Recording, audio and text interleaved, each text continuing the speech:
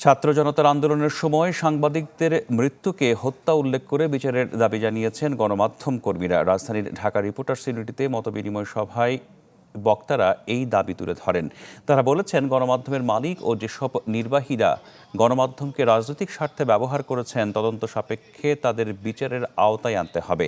এ সময় বিভিন্ন গণমাধ্যমে কর্মরত সাংবাদিকরা বলেছেন, গণমাধ্যম কর্মীদের জন্য অভিন্ন ওয়েজ বোর্ড প্রণয়ন করতে হবে। সভায় সাংবাদিক সাগর রুনির হত্যা সহ সব হত্যাকাণ্ড ও নির্যাতনের বিচার দাবি করা হয়।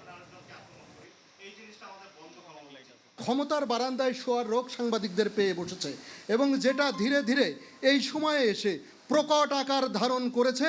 অগণতান্ত্রিক উপায়ে গণমাধ্যম প্রতিষ্ঠানের দখলদারিত্বের যে প্রবণতা দেখা যাচ্ছে, অনতিবিলম্বে বন্ধ করতে হবে।